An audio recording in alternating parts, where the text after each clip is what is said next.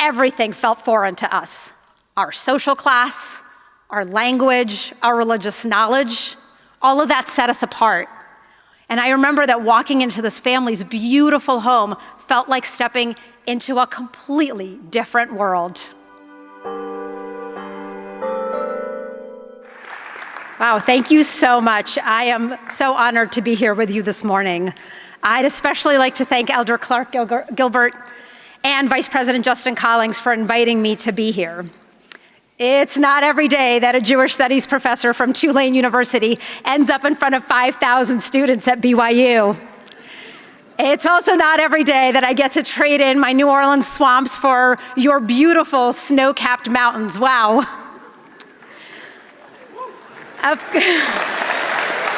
They are beautiful. It is even more exceptional that I get to speak on a campus with a basketball team that is still dancing in the NCAA tournament. There we go.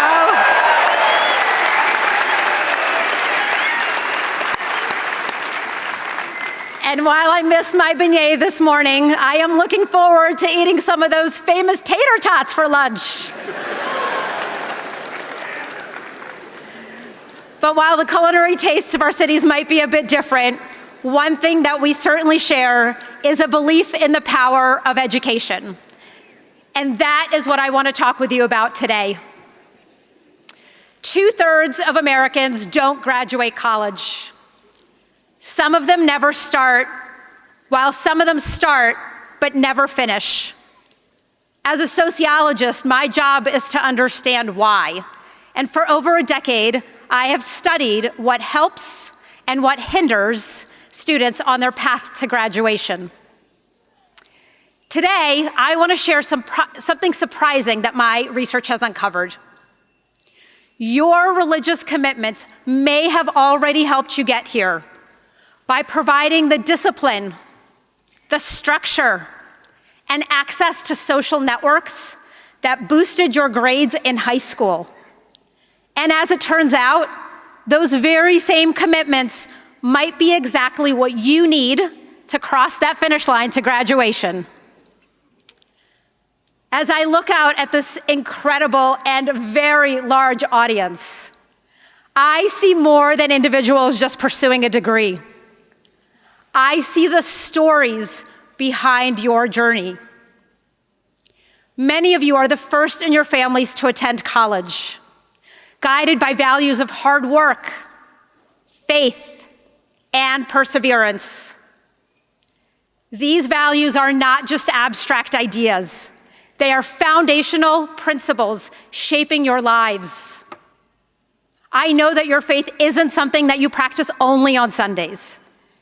It influences your daily decisions, your work ethic, and your vision for the future.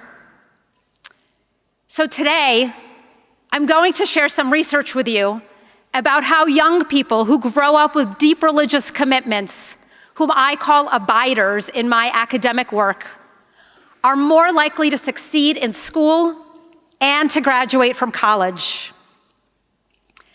This effect is especially pronounced for young people from working class backgrounds, where religion can provide a crucial source of stability, support, and motivation. I will also show you why religion and education are not in competition, but deeply complementary, reinforcing the same values that help so many young people succeed in school. Before diving into the research, let me share a bit of my own story, one that illustrates in many ways the profound impact of religious community. I was born in 1981 in the former Soviet Union, what is now Russia. In Russia, being Jewish wasn't just a religion. It was a nationality, and it was marked as such on our passports. And yet, despite this official label, my family knew very little about Judaism. We lived under a communist regime that strictly prohibited religious expression. Under communism, the government controls nearly every aspect of life, where you work, what you can say, and even what you are allowed to believe. Religion was seen as a threat to state power because it encouraged loyalty to something higher than the government. As a result, places of worship were shut down, religious leaders are persecuted, and most forms of religious education were outlawed. I spent my early years of life knowing nothing about religion, anyone else's or my own. I had never been inside a synagogue, never celebrated a Jewish holiday, and never read anything from a Bible. My parents once tried to send my older sister to a secret Jewish Sunday school, but the teacher was arrested, and we never found out what happened to her. That was the reality of life under Soviet rule.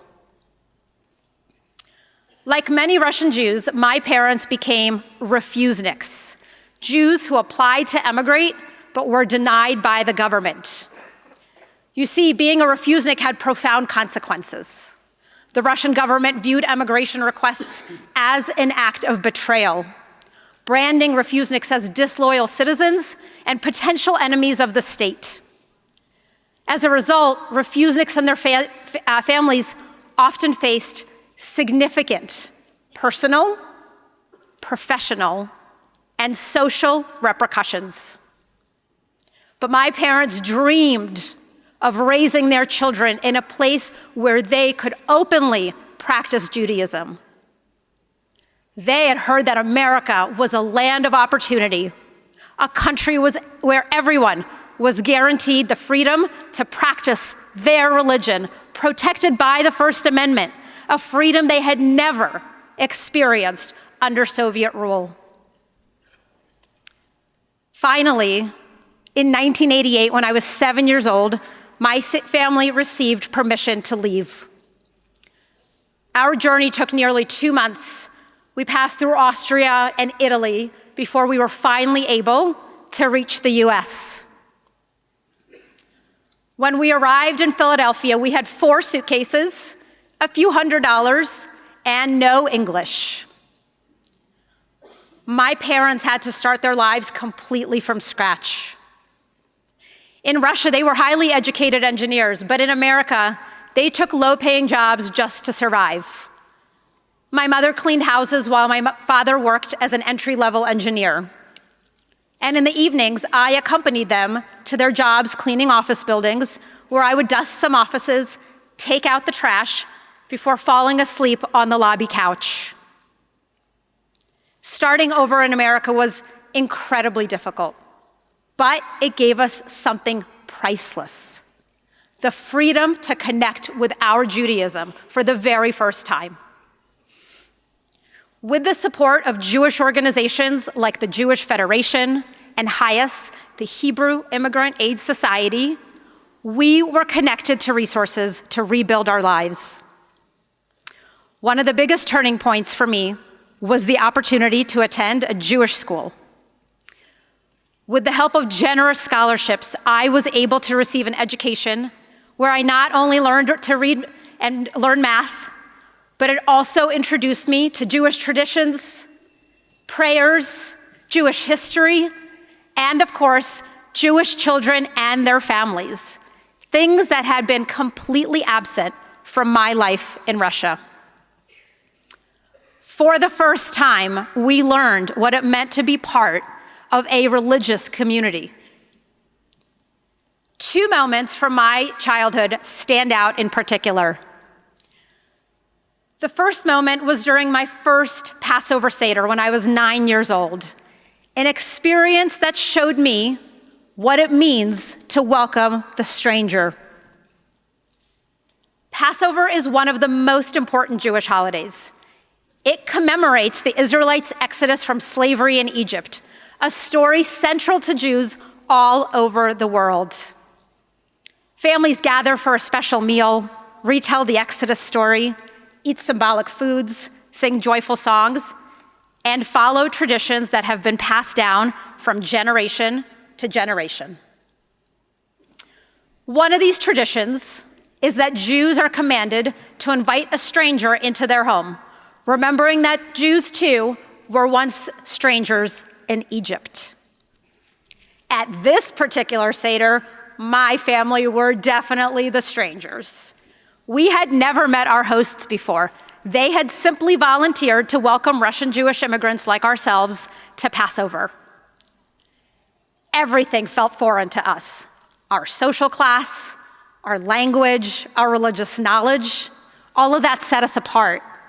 And I remember that walking into this family's beautiful home felt like stepping into a completely different world. And yet this family welcomed us warmly, treating us as if we truly belonged. During the middle of the Seder, the host hid a piece of matzah. Matzah is an unleavened bread, which symbolizes the Israelites' hurried escape from Egypt when they didn't have enough time for their dough to rise. Adults hide this piece of matzah during the Seder, and the children have to go find it. Seders are quite long, lasting far into the evening, so this gives children a very good opportunity to leave the table and run around. Whomever finds the matzah traditionally receives a small prize, maybe stickers or $1. And so when the host asked me and the other kids to search for the matzah, I hesitated. Was I really supposed to rummage through this strange home, go through their living room, lift up the couch cushions, peek behind the furniture and their books? It seemed really strange, but then again, so much about America seemed strange to me at that time. So I decided to play along, and when I was the one who found the matzah, I didn't get a small prize. Instead, the host family told me that they would take me to a toy store over the weekend so that I could pick out anything that I wanted. Going to a toy store for me was a big deal because at that point, almost everything that I owned was secondhand. So the idea of walking into a store filled with shiny, untouched toys where I could choose something brand new felt unreal. And so that weekend, I remember standing in that aisle of that toy store, overwhelmed by the possibilities. And then I saw a beautiful doll, unlike anything I had ever owned, and that was the one I chose. That Passover, I learned what it meant to be welcomed, not just into a home, but into a community. Which brings me to my second story. A few years after that Seder, soon after we became American citizens, my family faced our darkest moment. I was 14, sitting at home, writing an essay for my English class while chatting on the phone with a friend. And suddenly I heard the beep of the call waiting. I switched over, and in an instant, my life changed forever.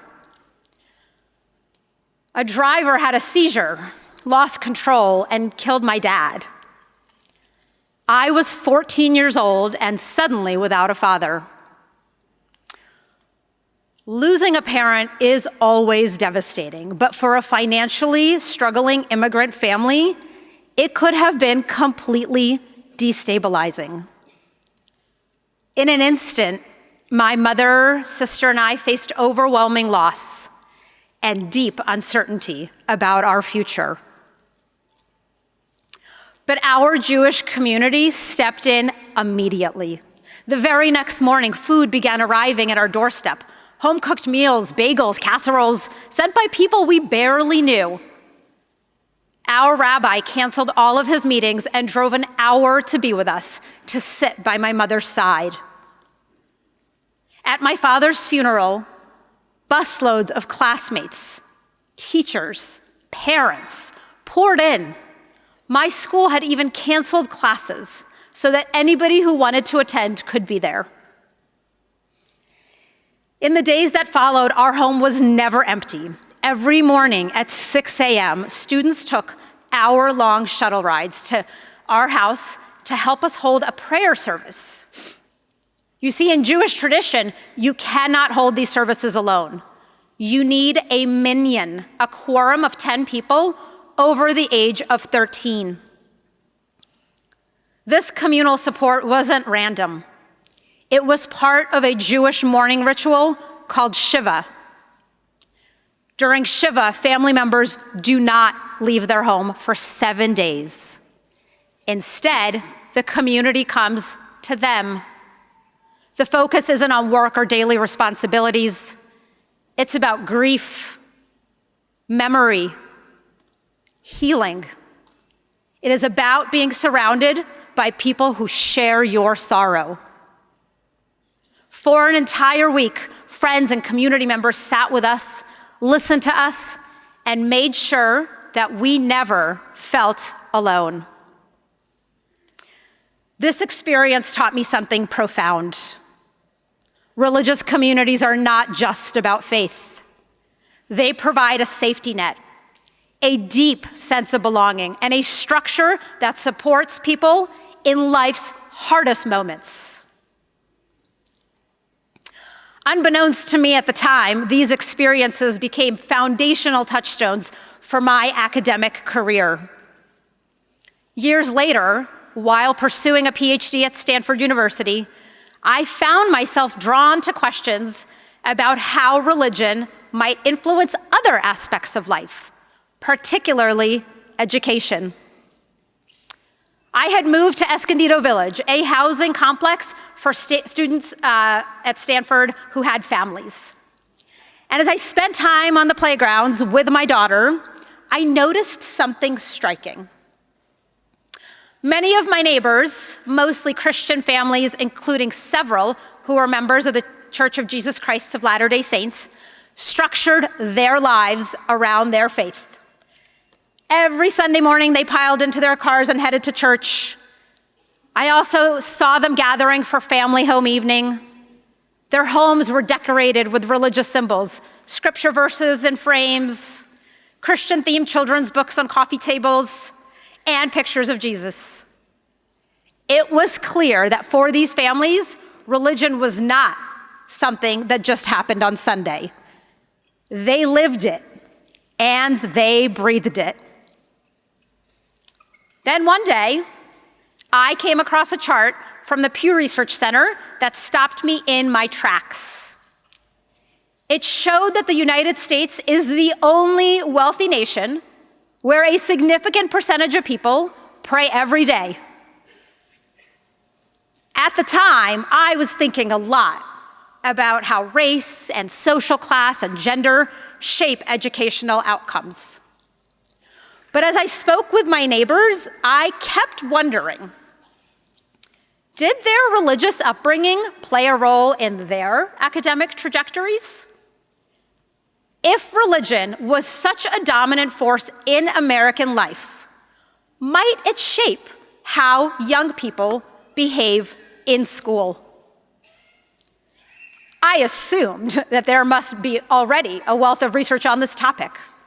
But when I dug into the literature, I was stunned to find almost nothing. No books, just a handful of academic articles. And so I set out to fill that gap.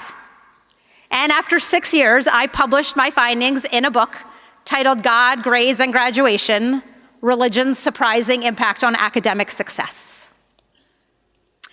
For my research, I studied over 3,000 teenagers for over a decade as they moved from high school into early adulthood. I drew extensively from surveys as well as interviews with over 200 people who were followed during this 10-year period. These interviews helped me see how these teens' religious, social, academic, and family lives unfolded over time. I paid particularly close attention to those abiders, teens whose religious belief and behavior were deeply intertwined. These included conservative Protestants, Catholics, Black Protestant, mainline Protestants, and Latter-day Saints. To isolate the effect of being religious, I controlled for things like family income, race, parental education, and school type. I also compared students from across different social class groups to see if religion mattered differently for low-income teens versus more affluent teens. By combining surveys and college records and interviews, I could see how religious upbringing shaped not just what students aspired for, what they achieved, and also how they got there. Americans don't agree on much these days, but nearly everyone does agree that education matters. It leads to better jobs, higher earnings, better health, and even longer lives. If education is so important, why don't more people earn a degree? It turns out that not everyone has an equal shot at these benefits. Social class plays a huge role in shaping who makes it to college and who doesn't. If you come from a family where neither parent graduated college, your chances of earning a degree drop dramatically. If you think of the road to college as a metaphorical road, that road is smooth and well-paved for kids from wealthy, educated families. But for those growing up in families where parents don't have college degrees and earn less money, that path is full of barriers, detours, and exit ramps that make it much harder to reach the finish line. And it's not just about money. Affluent parents talk to their kids more. They live in better funded school districts. They enroll them in extracurricular activities, and they have more time and energy to guide them through school. Lower income families, on the other hand, are more likely to deal with job instability, financial stress, and school systems that do not have those same resources. Affluent families also have access to something that sociologists call social capital. Social capital refers to the relationships and networks that help people get ahead in life. For children, this might mean frequent dinners with family, access to positive role models, or strong community ties that promote cognitive and social development. Kids who grow up in economically advantaged families have an abundance of social capital. They are surrounded by educated adults, experience stability at home, and benefit from school systems designed to support their success. But lower income families, especially in the past few decades, have seen their social capital decline. As factories have closed and stable jobs have disappeared, many working class kids grow up with fewer adult role models, less structure, and more exposure to instability and despair. For lower income boys in particular, this can be devastating. The decline of stable institutions has contributed to an epidemic of deaths of despair, suicides, drug overdoses, alcohol-related deaths that disproportionately affect working class men. But despair doesn't die. It gets transmitted intergenerationally from fathers to sons. Many boys enter adolescence already marked by hopelessness, sadness, and risky behavior. By their mid-20s, low-income boys are often on track to repeat that same cycle of despair. But there is one major exception: boys who are deeply religious. And that brings me to John.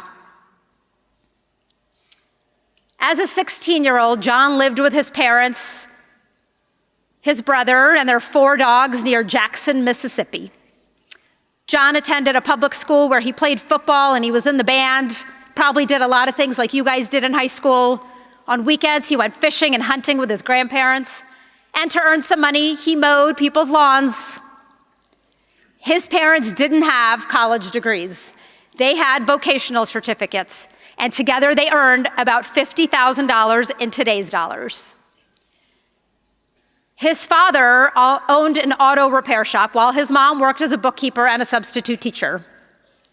Based on their income, their education, and their occupation, John's family fell squarely into America's working class. that group of Americans who have been having an especially hard time making it to college and are now faring economically worse than their parents' generation. In John's community in Mississippi, substance abuse was rampant, and he had already seen several people die, even though he was just a teenager. And yet John did make it to college. His trajectory stood out, especially compared to many of his working class peers who struggled in school, failed classes, or dropped out entirely. So, what was different about John? It clearly wasn't wealth, and John wasn't more intelligent than his peers. Instead, John benefited from something else, something I call religious restraint. What do I mean by religious restraint? It is a child-rearing style that emphasizes discipline and structure, often reinforced by faith-based communities. For many of the abiders that I studied, their home environments were highly structured. Family meals were prioritized. Church attendance was central to family life. Discipline was a core part of parenting, not as a top-down imposed punishment, but as an expectation of self-control and respect. Parents actively monitored their children's social circles, ensuring that they surrounded themselves with peers who shared their values. There was a strong emphasis on obedience to authority, respecting teachers, elders, and religious leaders. Risky behaviors were avoided, not just because of parental rules, but because students internalized the belief that they were accountable to a higher power. John never drank or used drugs. He didn't even want to attend parties where alcohol or smoking were present. His self-discipline extended beyond this. He avoided violent movies. He didn't want to listen to any music that had curse words, and he obeyed his parents without complaint. John's mantra in life: respect your elders, do good things, and always treat others the way you want to be treated. Religious restraint shaped not just his personal choices, but also his behavior in school. Striving to please God, he was conscientious and cooperative. The very traits that schools reward that contributed to his long-term academic achievement. This mindset helped him persist. After graduating high school in 2006, he enrolled in community college, taking breaks but pushing forward. It took him almost 10 years, but by 2015, John earned an associate's degree and went on to become an EMT with a goal of eventually completing his bachelor's. But John's success wasn't just about grit, and it wasn't just about pulling himself up by the bootstraps. It was about those guardrails that kept him on track when others fell behind. And those guardrails came from his religious community. It offered him the kind of social capital that affluent teens regularly have access to outside of religious communities. Raised in the church, John attended services weekly, sometimes twice a week. He was deeply involved in his church youth group, and its teachings shaped his worldview. Unlike most teenagers who look up to celebrities or family members, John wanted to emulate Jesus. "I want to be more like Christ and live a full, faithful life," he said. "I want to be righteous as God and act in ways that are pleasing to him," he said. Faith didn't just give John moral guidance, it kept him on the path to academic success. Peer pressure, as he said in his interviews, caused him the greatest stress, but his discipline kept him from falling into risky behaviors. John credits his youth group for keeping him on track. Weekly gatherings at the minister's house gave him the space to reflect on difficult things that teenagers deal with: school, struggles, faith. As John said, it helps me when I'm down. Without religion, I wouldn't be the person that I am now. John's story was not an anomaly in my research. His experience illustrates a pattern I saw repeatedly among working class religious youth. The structure, discipline, and social support provided by religious communities created guardrails that kept them academically focused when many of their less religious peers veered off course. Their religious involvement also gave them access to social capital, that network of adults and peers who offered mentorship, accountability, and encouragement. Across the country, abiders like John consistently perform better in school than their less religious peers. I refer to this in my research as the abider advantage. And it stems from a surprising synergy between church and public education. While we often think of these two institutions as separate or even at odds, they actually reinforce the same values. Why? Because both schools and churches function as systems of socialization, teaching young people discipline, respect for authority, and structured routines. Abiders raised in environments that emphasize these traits naturally align with the expectations of school. When they show up to kindergarten, they already know how to follow the rules, how to regulate their behaviors, and how to cooperate with others. Imagine you are a teacher of 30 rambunctious kids. You love those kids who are willing to sit still, follow directions, and act kindly towards others because it makes it easier for you to do your job. Being conscientious and cooperative may not make someone a straight A student, but it can push that failing student into passing or that average student towards college. This alignment is not coincidental. It is embedded in American history. Public education in the United States was shaped by Protestant ideals, with early schools designed to instill discipline, civic responsibility, and self-restraint, values that remain central to schooling today. And those schools have become more secular. Their core function remains the same, maintaining social order and preparing young people for disciplined participation in our society. For abiders, this alignment creates an academic advantage.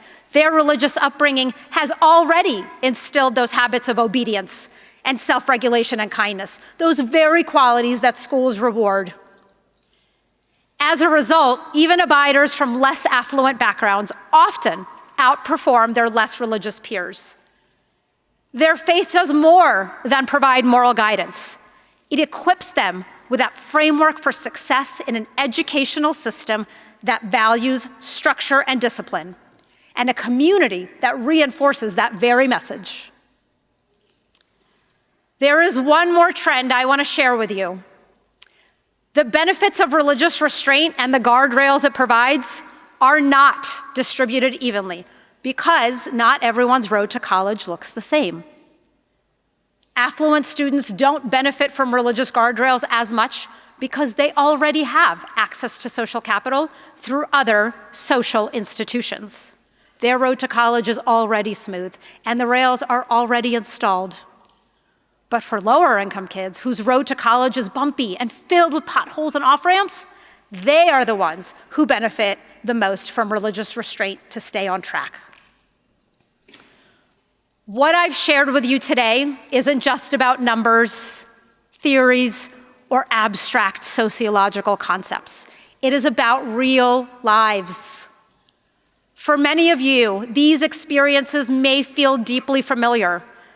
The discipline instilled in you, the support of your faith community, and the values that shape your daily decisions, these are the very factors that my research shows contribute to academic success. This means that your story is part of something bigger. The values you've grown up with, kindness, service, self-discipline, aren't just abstract virtues. They are forces that shape real educational outcomes. As you move forward, I encourage you to reflect on how your religious upbringing has shaped you, not just spiritually, but socially and academically. Recognize the power of the community that surrounds you. And so I ask you to think about how you can extend that support to others who need it, to be that welcoming Seder host, the friend who shows up in a time of crisis, or the mentor who helps someone stay on track through school. Your story, your faith, and your community is part of something larger. The journey that began when my family sought religious freedom in America has come full circle through this research. The very communities that welcomed us as strangers and supported us through grief are also the same communities creating academic pathways for countless young people who might otherwise be left behind. In both my personal story and in my data, the message is clear. Religious communities don't just nurture faith. They also build bridges to opportunity. Thank you.